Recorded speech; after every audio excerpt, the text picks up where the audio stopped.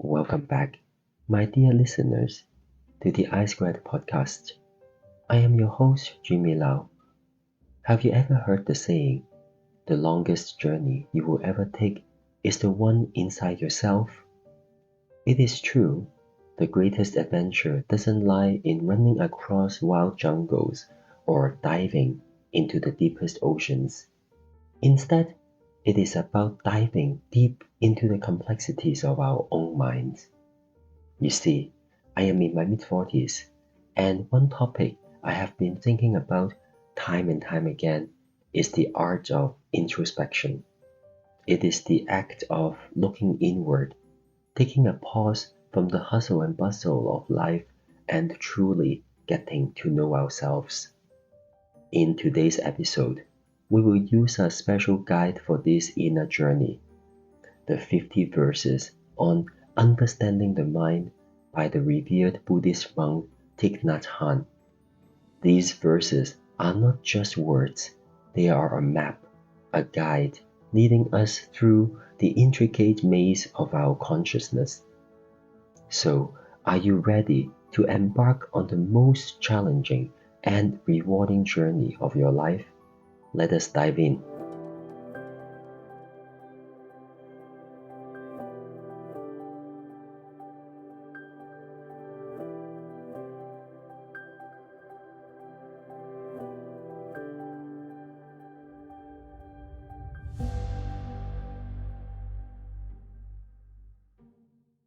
Now, before we take the deep dive, let's take a tiny step back and consider, why does introspection even matter? You see, especially in today's world where we are constantly bombarded with information, notifications, and the ever-present lure of the next shiny thing. Imagine our minds as gardens. Now, gardens left unattended become wild, overgrown, even chaotic. But with regular care, they flourish and become places of beauty. Similarly, without introspection, our minds can become cluttered with unprocessed emotions, tangled thoughts, and unchecked biases. The beauty of introspection is that it allows us to weed out negative patterns, plant seeds of positivity, and nurture growth. It is the key to personal transformation, leading to a greater understanding of oneself and an improved well-being. I will share something personal with you all. 3 years ago, during COVID in 2020, I began meditating daily to manage my anxieties. I have found that taking even just a few moments of introspection daily has made a world of difference. The clarity it brings to the mind is incredible. Now, here's my challenge for you. Think about the last time you sat still, letting your thoughts flow freely without trying to change them or judge them. No distractions, no phone buzzing by your side, just you and your thoughts. How often do you give yourself that gift? In today's fast-paced world, where we often find ourselves reacting rather than reflecting, taking time for introspection becomes even more crucial, not just for our mental health, but to lead a life with intention and purpose. I encourage you to think about this. How different could your life be if you only just spend 10 minutes a day in introspection? The answers you'll discover might surprise you. Why not take the challenge? Dive into your mind, embrace the quiet, and see what wonders await. Mindfulness meditation is a great tool for introspection. To truly appreciate the depth of our introspective journey, it is essential to understand some core principles of Buddhist psychology. Now, don't worry, I won't get too technical. I'll try my best to keep it simple. Buddhist psychology revolves around understanding the nature of our minds and experiences. Among its core ideas, three principles stand out. shaping much of the teachings: impermanence, non-self, and interdependence. Let's start with impermanence. It is the idea that everything is constantly changing, evolving, and eventually ceasing to exist. Think about it. Your thoughts, emotions, even you as an entity are constantly changing. Remember that haircut you regretted? Or that hobby you were so into and then suddenly you weren't? It is a gentle reminder that nothing is permanent. Next, the concept of non-self. It is a little mind-boggling, but stay with me. The idea is that there is no fixed, unchanging self inside of us. Instead, we are made up of a collection of experiences, memories, and feelings. So when we say I, what are we really referring to? It is a profound question that challenges our conventional views on identity. Lastly, interdependence. This principle suggests that everything is linked, forming an intricate web of existence. Your actions, your thoughts, your feelings, they all have ripple effects, impacting the world around you. It is a beautiful reminder of our role and responsibility in this vast universe. Together, these principles make us question: who are we? How do we fit into this world? And how does our understanding of ourselves influence our actions? You see, dear listeners, Buddhist psychology isn't just about deep reflections. It nudges us, sometimes even pushes us, to reconsider our views on identity and existence. It is a fascinating subject, one that might just reshape how you see yourself and the world around you. So, with these principles in mind, we will read some verses of the book Understanding the Mind after the break, which beautifully brings these ideas together. For now, let these thoughts simmer, question them, embrace them, and let's embark on this transformative journey together. Thank you for tuning in to the iSquared podcast, where the enigmatic I knows no bound. From philosophy to science, spirituality to psychology, we will uncover the mystery of I, one episode at a time.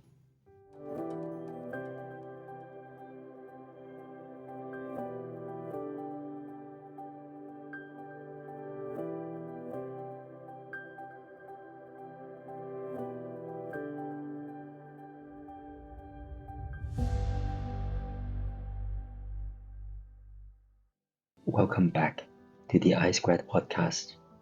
Now, I will share with you the opening verses of the work Understanding Our Mind by the Venerable Thich Nhat Hanh, ones that lay the foundational understanding of the human psyche according to the Venerable Master. The initial verses from 1 to 15 serve as a portal, ushering us into the intricate web of our consciousness. They provide insights into the nature of our mind compared to a fertile field where seeds of experiences, emotions, and perceptions are sown. These seeds, be they wholesome or unwholesome, have the potential to manifest in our consciousness, affecting our reactions, actions, and ultimately the quality of our lives. Each of these verses can serve as a profound meditation prompt. They encourage introspection and a deeper understanding of our mind's workings. While these verses are rooted in Buddhist philosophy, their wisdom is universal, offering insights that can resonate with anyone, irrespective of their spiritual or philosophical inclinations. As I read the verses, do not just listen while you are doing something else. Try to sit in a quieter place if you can. Close your eyes and let the words wash over you. 1. Mind is a field in which every kind of seed is sown.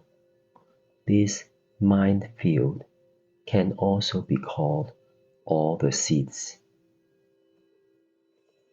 2. In us are infinite varieties of seeds, seeds of samsara, nirvana, delusion, and enlightenment, seeds of suffering and happiness, seeds of perceptions, names, and words. 3. Seeds that manifest as body and mind, as realms of being, stages, and worlds, are all stored in our consciousness. That is why it is called store. 4. Some seeds are innate, handed down by our ancestors. Some were sown while we were still in the womb. Others were sown when we were children. 5. Whether transmitted by family, friends, society, or education, all our seeds are, by nature, both individual and collective. 6. The quality of our life depends on the quality of the seeds that lie deep in our consciousness. 7. The function of store consciousness is to receive and maintain seeds and their habit energies, so they can manifest in the world or remain dormant. 8. Manifestations from store consciousness can be perceived directly in the mode of things in themselves, as representations or as mere images. All are included in the 18 elements of being. 9. All manifestations bear the marks of both the individual and the collective. The maturation of store consciousness functions in the same way in its participation in the different stages and realms of being. 10. Unobstructed and indeterminate, store consciousness is continuously flowing and changing. At the same time, it is endowed with all 5 universal mental formations. 11. Although impermanent and without a separate self, store consciousness contains all phenomena in the cosmos, both conditioned and unconditioned, in the form of seeds. 12. Seeds can produce seeds. Seeds can produce formations. Formations can produce seeds. Formations can produce formations. 13.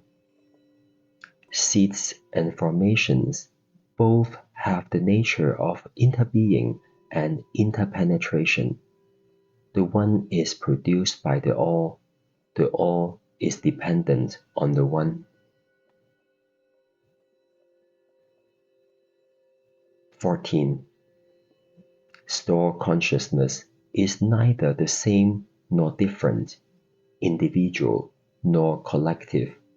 Same and different inter-are. Collective and individual give rise to each other.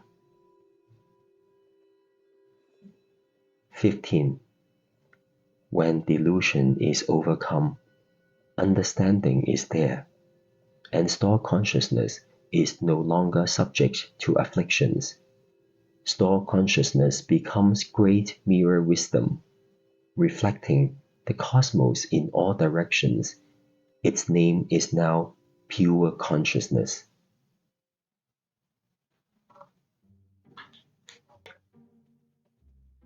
Thich Nhat Hanh beautifully elucidates the continuous interaction between our conscious mind and the stored consciousness, a deeper reservoir of all our latent seeds. These seeds could be from past experiences, inherited traits, or newly acquired ones. They influence how we perceive and react to the world around us. When these seeds get watered by external or internal factors, they manifest in our mind, shaping our actions and reactions. The verses also draw our attention to the impermanent nature of these manifestations. Just as they arise, they also fade away, only to be replaced by other seeds and formations. However, the seeds never really disappear. They lie dormant, waiting for the right conditions to sprout again. Importantly, as we venture deeper into these verses, we encounter the concept of the stored consciousness. This profound idea suggests that our stored consciousness is like a mirror, reflecting everything, yet not holding on to anything.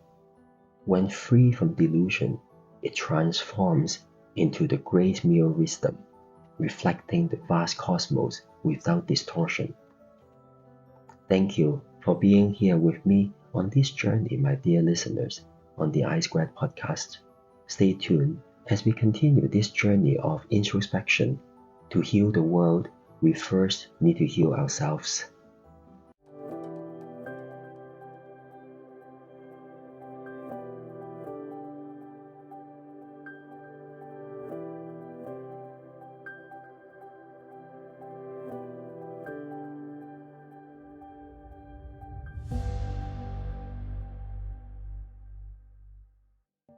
Welcome back to our exploration of understanding our mind by Thich Nhat Hanh.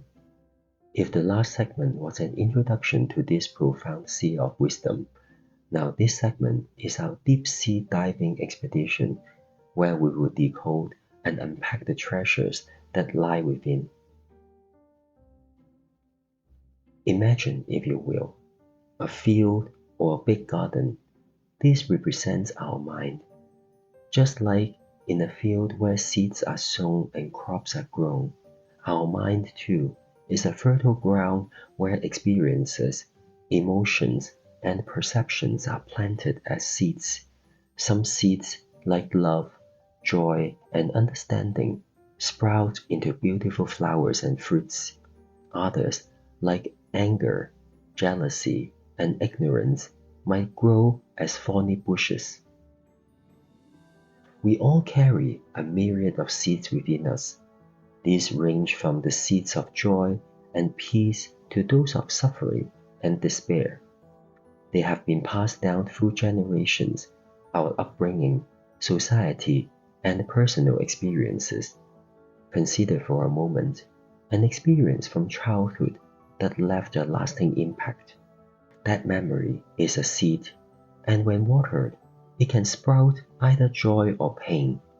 Recognizing these seeds helps us nurture the good ones and tend to the thorny ones. Now think of your favorite bookstore or library, vast and containing countless books. This is almost like our stored consciousness, a vast library of all our seeds. Everything we have ever experienced or felt, from ancestral memories to last night's dream, everything is here. And when a specific book or seed is taken off the shelf, it comes to the forefront of our mind. Now, here is the fascinating thing. Seeds give birth to seeds. A single act of kindness can sprout more kindness. Similarly, a moment of anger can drive further anger. This cyclical nature of seeds means that our actions and reactions today can influence the seeds we sow tomorrow. Remember the last time a simple compliment that brightened your day? That was a positive seed being watered. As we move through these verses, we see that when our consciousness is free from distortions, it reflects reality as clearly as a flawless mirror. Imagine looking into a mirror that reflects not just your face, but your deepest self, free from societal pressures or self-doubts. Mind-blowing, isn't it? I remember how deeply moved I was when I first read these verses. I felt the seed of compassion sprouting within me as I saw through the nature of reality, interdependence, impermanence, and non-self. I felt the light of the great mirror wisdom, and from that moment on, there was no turning back.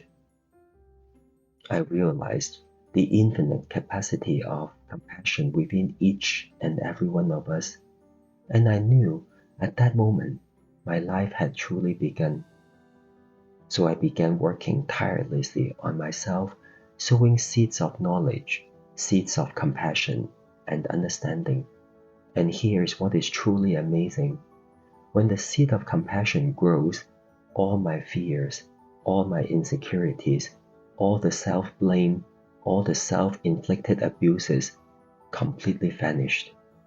And eventually, it led to the conception of this podcast so I can share this profound understanding and the peace of mind that comes with it with the world. I believe we can heal the world, but we need to first heal ourselves. Now, my dear listeners, let's pause for a moment. Reflect on your own life. Which seeds have you been watering? Which seeds lie dormant, waiting for attention? Understanding these seeds is the first steps towards nurturing a beautiful mind garden. Join us after the break as we continue our exploration into the wisdom of Buddhist psychology.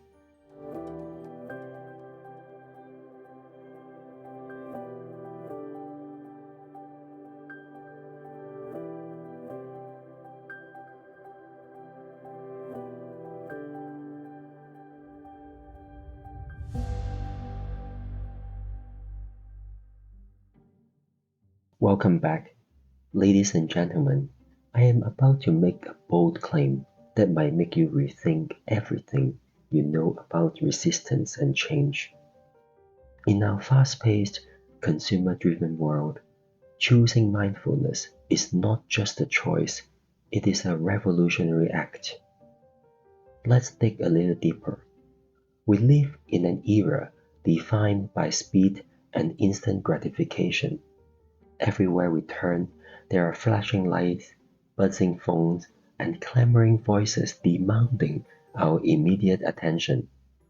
Most of us at times feel like we are trapped in a whirlwind of notifications and updates. The societal norm? Constant distraction, a surface level existence that prioritizes the new over the meaningful, the quick over the profound. And so, when we embrace mindfulness, we are doing more than just grounding ourselves in the present moment. We are actively and deliberately rejecting a culture of superficiality. We are challenging the status quo. Think about it. In a world that pulls our attention in 1,000 different directions, the very act of being present, of centering ourselves, becomes an act of rebellion. It is a counterculture move. It is empowering, isn't it?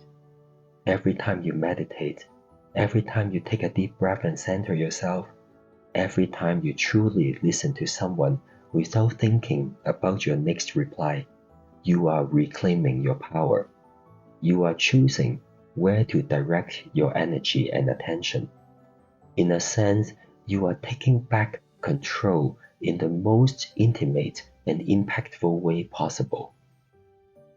Now, let me throw a somewhat controversial idea into the mix. Consider all the biggest challenges our world faces today, from the looming threat of climate change to the geopolitical tensions around the world. Could it be that at the roots of all these monumental challenges lies a simple yet profound neglect, a neglect of the present moment? Could our collective distraction, our universal detachment from the now, be sowing seeds of chaos? Imagine a world where decisions are not made in the haze of distraction, but with clear, mindful intent, where leaders pause, reflect, and then act, where each of us in our lives chooses presence over distraction, understanding over reaction, and compassion over indifference. Could such a world be more harmonious, more sustainable, more just? Now, my dear listeners, I invite each of you to think about this. By embracing mindfulness, we are not just benefiting ourselves, we are casting a stone in the waters of society, creating ripples of change. And is today's world that act, my friends, is nothing short of revolutionary. Stay tuned as we look into practical ways to incorporate mindfulness in our daily routines.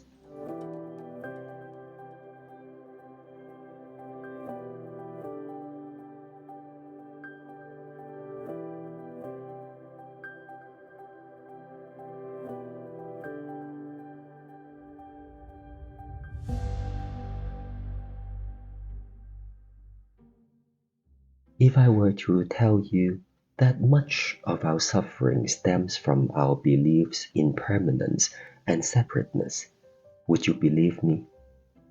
Dive with me into the profound teachings of impermanence, interdependence, and non-self, and see how they not only shape Eastern spiritual traditions, but are also deeply embedded in modern psychology. Impermanence is a simple yet profound truth. Nothing lasts forever. Our joys, our sorrows, our very lives are in a state of constant change. Yet many of our anxieties and fears stem from our desperate attempts to cling to moments, emotions, and even identities. Psychology tells us that resistance to change and the inability to adapt can be sources of significant stress. By recognizing the ever-changing nature of life, we foster resilience and adaptability. Then comes interdependence, the belief that we exist in isolation is an illusion. Every thought we have, every emotion we feel, is influenced by a myriad of factors, from our upbringing to societal norms. Just as a tree depends on the sun, water, and soil, we are intimately connected to the world around us. In psychology, recognizing this interconnected web helps us understanding behaviors, biases, and even disorders. It is a call to be more compassionate, not just to others, but to ourselves as well. Lastly, the concept of non-self might sound contrary to the emphasis of individual identity in the Western world. However, it is a reminder that the self is not fixed. We evolve, we grow, and what we identify with today might not be the same tomorrow. Modern psychology echoes this, emphasizing the plasticity of our brains and personalities. So, how do we sow seeds of awareness and mindfulness, recognizing these truths? First, daily reflections. Take a moment each day to reflect on the impermanent nature of life. It can be as simple as noticing the changing phases of the moon, or as profound as looking at a flower and thinking of its decay. 2. Interconnected gratitude journal. At the end of each week, jot down instances that made you feel connected to others or to nature. It serves as a reminder of our profound interdependence. 3. Meditation on non-self. This might be a little bit challenging, but it's incredibly rewarding. Meditate on the fluidity of your identity. Recognize and let go of rigid self-concepts that no longer serve you. 4. Mindful consumption. Be aware of the media, food, and even conversations you consume. Recognize their impact not just on you, but on the world at large. 5. Engage in discussions. Sharing and discussing these concepts can bring about varied perspectives and deepen understanding. In embracing impermanence, interdependence, and non-self, we don't lose our essence. Instead, we gain a richer understanding of the tapestry of life, sowing seeds of mindfulness and awareness that have the power to transform our own psyche.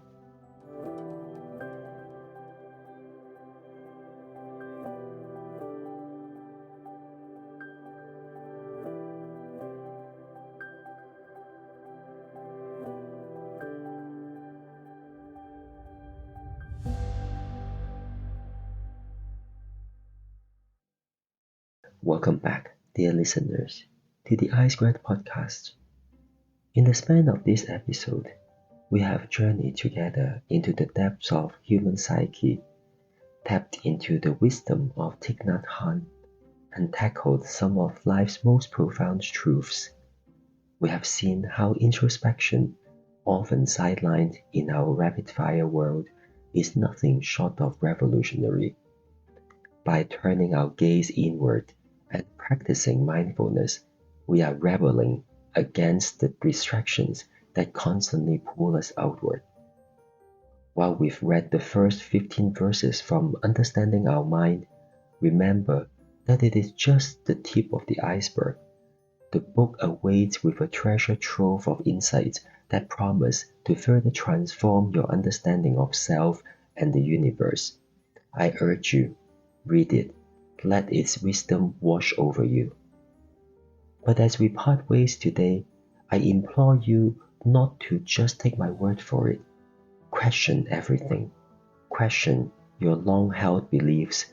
Question the structures around you. And most importantly, question the narratives you have internalized about yourself and the world. Real enlightenment isn't about accepting truths passively. It is about actively engaging with, challenging, and reshaping them. So here is my challenge for you.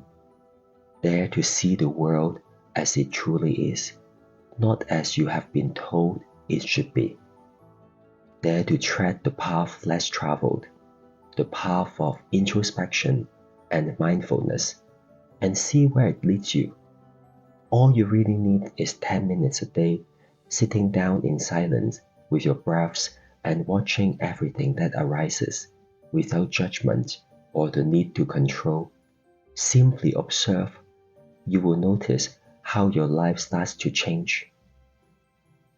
And as you ponder, reflect, and maybe even challenge the ideas we have discussed today, I want to hear from you. Your feedback, your thoughts, your disagreements, they are the sparks that ignite the flame of deeper understanding. Share this episode, debate its ideas, and let's create a ripple effect that reaches far and wide, igniting minds across the globe. Until next time, keep questioning, keep seeking, and remember, the journey within is the most exciting adventure of all. Thank you again for being here on the iSquared podcast. I am your host, Jimmy Lau, signing off. May your days be filled with wonders and happiness, and may you dance in the symphony of impermanence.